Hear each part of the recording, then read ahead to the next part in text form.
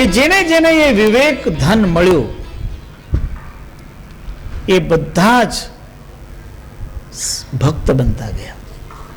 એટલે કહ્યું કે જે 14 કર્મોનો ત્યાગ કરવાનો છે, જે 14 દોષોને છોડવાનો છે, એમાં 12મો દોષ આ છે, તનુ પોષણ છોડી દે. અર્થાત સ્વાર્થી નહીં થવું. માનવીએ સ્વાર્થનો ત્યાગ કરવો. પરાર્થ પરમાર્થ એ આપણા જીવનમાં આવે. ત્રયોદશમ ચ ધૂર્તત્વમ.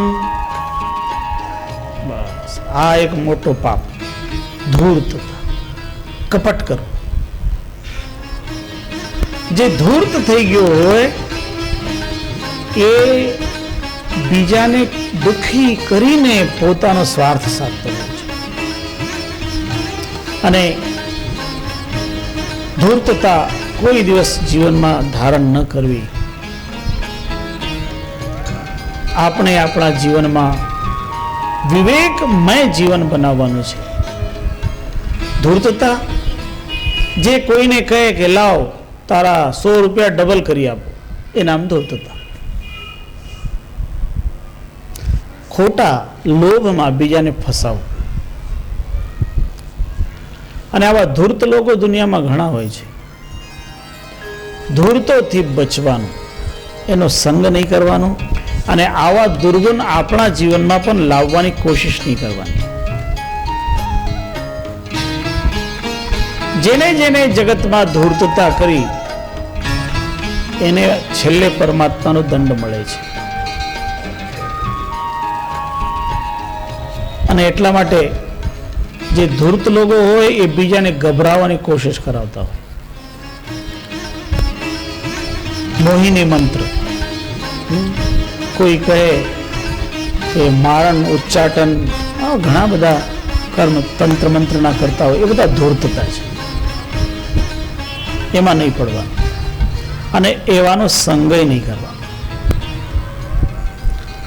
એક વખત એવું થયું, અમે કાશીજીમાં હતા, ગુરુદેવે અમને ત્યાં મોકલાવ્યા હતા. અમારી સાથે ધર્મસિંહભાઈ, જેઠાભાઈ બધા હતા. તો સાંજનો સમય હતો. એક તાંત્રિક આવ્યો. અમે તો ત્યાં વરાંડામાં સીડી, આપણી જે ખુરશી હતી એના ઉપર બેઠા હતા. એ તાંત્રિક મને કહે કે જો મારા ભત્રીજાનું લગ્ન છે ને, તમારો જે હોલ છે ને, એ હોલ લગ્ન માટે આપી દો. ગુરુદેવે અહીંથી મના કરેલું કે ભાઈ કોઈને લગ્ન માટે નહીં આપવા. કોઈ પાઠ હોય, કોઈ સત્સંગ હોય, કોઈ સપ્તાહ હોય તો એમાં એના માટે આપવા. અને લગ્નમાં તો બધા કેવી કેવી રીતે વ્યવહાર કરતા હોય એ નહીં આપવા.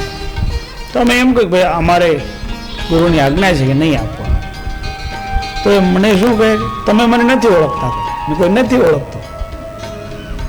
હું તાંત્રિક ભયંકરાચાર્ય છું. શું કહે? તાંત્રિક ભયંકરાચાર્ય છું. તો મેં કોઈ વાંધો નહીં, તો તાંત્રિક હોય કે જે હોય તે, મને કઈ બીક નથી. અને અમારી બાજુ ચંદુભાઈ બેઠા હતા, બધા ઊભા થઈને અંદર ગયા રૂમમાં. મેં કહ્યું ભાઈ તું તાંત્રિક છે તો ચિંતા મને નથી, તો હું એમ કરીશ, તમારું તેમ કરીશ. મેં કહ્યું તારે જે કરવું એ કર, હું અહીં બેઠો છું. લાવ તારે મુઠ મારવી તો માર. ઓહો, એટલા લાલ પીળા ડોળા કર્યા. અને પછી મેં કહ્યું હવે જા, હવે તારાથી કઈ થયું નહીં, જા. જે ધૂર્ત હોય એ ધૂર્તતા મોટા મોટું પાપ છે. અને પાપીથી આપણને નહીં જીવવા. તમે તમારું ભક્તિનું બળ એટલું વધારો કે ગુરુ ભક્તિનું બળ તમને નિર્ભય બનાવે છે. गुरु की आज्ञा आवई, गुरु की आज्ञा जाए, कहे कबीरवा दास को तीन लोक भय नाय. सदगुरुની આજ્ઞા પ્રમાણે રહીએ ને અને સદગુરુની આજ્ઞા પ્રમાણે ચાલીએ ને તો ત્રણેય લોકોમાં ક્યાંય ભય નથી. આ તાંત્રિક સાંત્રિક શું? અને કોઈ આપણે આવા તંત્ર મંત્રના ચક્કરમાં તો પડવાનો જ નહીં. જે તમને ચમત્કાર દેખાડવાની કોશિશ કરે ને એના ચક્કરમાં કોઈ નહીં પડવા. ત્યાં વડોદરામાં એક વખત અમે ગયા હતા, ત્યાં એક ચમત્કાર દેખાડતા અમે બધા બેઠા હતા અને ચમત્કાર દેખાડવાનું ચાલુ થયું અને એ લોકોને ચમત્કાર દેખાડતા હતા, કેવી રીતે ચમત્કાર કરવામાં આવતા હોય. એક ગિલાસ લીધો અને એ ગિલાસમાં બીજાને લાવો આમાં જરા પાણી નાખો, તો ગિલાસમાં પાણી નાખ્યું, પાણી નાખ્યું અને પછી એના ઉપર બીજો ગ્લાસ ઊંધો કર્યો, બીજો ગ્લાસ ઊંધો કરીને કહે કે જો હવે હું મંત્ર બોલું છું અને હવે આ જલનું હવે હું બીજું રૂપાંતર કરી દઉં છું, ચમત્કાર કરું. અને એમ એને એ ગિલાસને હલાવીને ઉપરનો ગિલાસ ઉપાડી લીધો અને પછી એને એ ગિલાસમાં જે હતું ને એ બીજા ભાઈના હાથમાં આપી લો, તો એની અંદર નીકળ્યા ફૂલો, પાણી ના થઈ ગયા ફૂલ. પછી એ ભાઈ કહે કે જો ગુરુજી બેઠા છે ને એમને આપી આવો, અમે જ બેઠા હતા તો લઈને અમને આપી દીધા. બધા લોકોએ તો તાળી વગાડીને કહ્યું ઓહો કેવો ચમત્કાર, એ જલના પાણીનો ફૂલ થયું. હવે જેને ખબર ના હોય એના માટે એ ચમત્કાર, જેને ખબર હોય એના માટે એ હાથથી ચાલાક. કેવી રીતે બને છે તમને સમજાવી દઉં. એની પાસે જે ગિલાસ હતો ને એ ગિલાસની અંદર એક ગિલાસ અને જે ઉપરનો ગિલાસ હોય એમાં પાણી નાખેલું છે, પણ એના નીચે ફૂલ પહેલા જ મૂકેલા છે. પહેલા ગિલાસમાં ફૂલ છે ને ઉપરથી એક ગિલાસ ખાલી ગિલાસ અંદર મૂકેલો છે.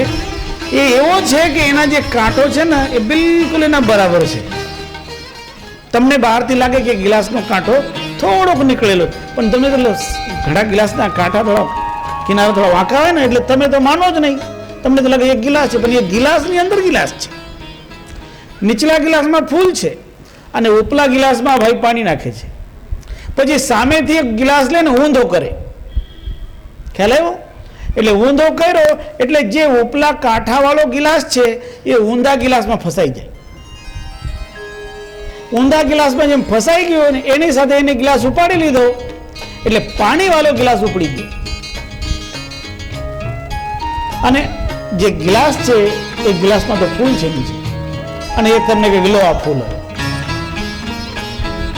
તમે એમ માનશો કે હો આ તો ચમત્કાર થયો અને તમે એને ચમત્કાર માનીને પછી એની પૂજા કરવા માંડો. એ ચમત્કાર નથી, ધૂર્તતા છે. ધૂર્તતાથી બચવા, કારણ એ ધૂર્તતા કોઈનું હવે એમાંથી બતાવો મને કલ્યાણ કોનું. આવું કોઈને ઠગવું એ તો પાપ છે. એટલે કોઈના મનમાં ખોટા ભાવ પેદા કરાવવા એ પણ પાપ છે. સદગુરુ તો આપણને સત્ય માર્ગે ચાલવા માટે કહે છે. એટલે આવા જે ચમત્કારો હોય ને કોઈ દિવસ એના ચક્કરમાં નહીં પડવાના. ઘણા ચમત્કાર કરતા એમ કહે કે લો આપણે અહીં આરતી કરીએ ને ભગવાનને પ્રગટ કરીએ. તમને ખબર છે ભગવાનને કેવી રીતે પ્રગટ કરાય? જે ધૂર્તતાની અંતર્ગત જે ગુણો આવતા હોય એ બધા આવા આવે. શું કરે? તમારા બધાની આગળ અહીં આરતી લઈ આવે કે ચાલો આપણે આરતી કરીએ અને ભગવાનનું આમંત્રણ આપીએ અને અગ્નિ ભગવાન સાક્ષાત પ્રગટ થાય. તમે માનશો ભાઈ અગ્નિ ભગવાન સાક્ષાત પ્રગટ થાય તો તમે એને શું માનશો? ચમત્કારી માનશો ને? ઓહો એને તો નથી બાકસ બાળ્યું, નથી એને જે શું કહેવાય લાઇટર નથી બાળ્યું, ક્યાંયથી અગ્નિ નથી મંગાવ્યું અને અગ્નિ પ્રગટ કર્યો તો તમે શું કહેશો? હા મોટો ચમત્કારી. એ મોટો ચમત્કારી નથી, એ મોટો ધૂર્ત. કેવી રીતે અગ્નિ પ્રગટ થાય એ તમને સમજાવી દઉં. હું જ્યારે તમને સમજાવી દઉં તમને ખ્યાલ આવી જાય તો પછી તમે કહેશો કે આમાં તો કાંઈ ચમત્કાર નથી. એ તમને સમજાવો મૂળ કેવી રીતે થતું હોય. એ શું કરે કે લાવો આરતી તૈયાર કરો. આરતીમાં જ્યોત મૂકી દીધી, વાટ દીવો કરીને મૂકી દીધી. પછી નાખવું હોય તો ઘી નાખે, નહીં નાખે તોય ચાલે એના માટે. પણ નાખે. અને પછી શું કરે? પછી કહે આટલું તમે બધું કર્યું તો હવે મારા તરફથી હું થોડું ધૂપ નાખી દઉં. પછી થોડું ધૂપ એમાં મૂકી દે અને પછી કહે લાવો થોડું ગંગાજલ. હવે મારા કળશમાં ગંગાજલ છે, લાવ લાવ લાવ. પછી થોડું ગંગાજલ લીધું. કળશી હોય તો કળશી, નહીં તો લોટામાં લોટો, નહીં તો ગિલાસમાં ગંગાજલ લીધું. અને પછી કહે કે ચાલો ભગવાનને આમંત્રિત કરો. હવે જલ નાખવાનું છે, જલ નાખે કે ભગવાનને હું આમંત્રિત કરું છું કે હે ભગવાન અગ્નિ દેવતા પ્રગટ થાઓ બધા ભક્તજનોની ભક્તિ. એવી રીતે કહીને ત્યાં જે ધૂપ નાખ્યું હોય ને એના ઉપર જલ નાખે અને થોડા ક્ષણોમાં ત્યાં અગ્નિ પ્રગટ થાય. અને બધા લોકો કહે ઓહો કેટલો મોટો ચમત્કાર કે ગંગા જલ નાખ્યું અને અગ્નિ દેવતા પ્રગટ થયા અને પછી અગ્નિ દેવતાથી આરતી કરે. હવે કેવી રીતે બને છે એ તમને સમજાવું. કારણ તમારે ધૂર્તતામાં નથી ફસવું અને અમે કોઈને ધૂર્તતામાં ફસાવવા માંગતા નથી. એટલે આ ચમત્કાર કેવી રીતે બને છે એ પણ સમજાવી દો. એમાં એ જે વ્યક્તિ છે જેને બધું આરતીની જ્યારે તૈયારી કરી અને ત્યારે કહે કે હું આ આરતીમાં હવે અગ્નિ ભગવાનને બોલાવીને પ્રગટ કરાવું છું, એટલે ચાલો મારા તરફથી એમાં થોડું ધૂપ નાખું છું. એ જે ધૂપની નામથી જે વસ્તુ ત્યાં મૂકે છે એ ધૂપ નથી, એ પોટેશિયમ પરમેંગનેટ હોય છે. યાદ રાખજો. તમારે કહે નહીં મને આ કેમિકલ વસ્તુ છે, એ પોટેશિયમ પરમેંગનેટ ત્યાં મૂકી દે અને પછી કહે કે હવે એમાં ગંગાજલ નાખું છું. તો એ ગંગાજલ નથી હોતું, એ ગંગાજલ અર્થાત પાણીની અંદર થોડું ગ્લિસરીન નાખેલું હોય છે. એ ગ્લિસરીન યુક્ત પાણી જ્યારે પોટેશિયમ પરમેંગનેટના સંગમાં આવે તો એ કેમિકલ રિએક્શન થઈ જાય અને અગ્નિ પ્રગટ થઈ જાય. અને તમને ચમત્કાર લાગે કે ઓહો તમે તો કહો આ ભગવાન આરતીથી. એવી રીતે યજ્ઞમાં આવા કરતા હોય, જે આવા કરતા હોય એ બધા ધુતારાઓ છે એ સમજી લેજો. અને આ ધૂર્તતા એ પાપ છે. એ કબીર સાહેબ આપણને સમજાવે છે કે આ જે 13મો પાપ આવી ધૂર્તતા કરે. આવી ધૂર્તતા કરીને કોઈને છેતરવાનું. જે છેતરે, જે છેતરનાર હોય એ આ ધૂર્તતા દ્વારા છેતર. બીજી ઘણી ધૂર્તતા હોય સંસારમાં. ધૂર્તતા કેવી રીતે કરતા હોય? કોઈ વૃદ્ધ હોય, પરિવારમાં આવી ધૂર્તતાઓ જોવા મળે છે. કોઈ વૃદ્ધ હોય એના નામ ઉપર જમીન જાયદાદ હોય તો એના જે બીજા કહેતા હોય કે તમે તમારી જમીન જાયદાદ અમારા નામે ખરીદો ને, તમે તમારી સેવા કરી. પછી એની જમીન જાયદાદ નામે કરાવે ને, નામે કરાવે પછી સેવા નહીં કરે, એ ધૂર્તતા, એ પણ પાપ છે. દરેક પ્રકારે કપટ છોડી દેવાનું. પરમાત્માને કપટ ગમતું નથી. પરમાત્માને તો એવો ભક્ત ગમે જે નિર્મલ મન હોય. કપટ ધર્મમાં ચાલે નહીં, અને જ્યાં ધર્મમાં કપટ હોય અધર્મ હોય છે. એટલે 13મું પાપ કર્મ કયું એનું નામ છે ધૂર્તતા અર્થાત કપટીપણું.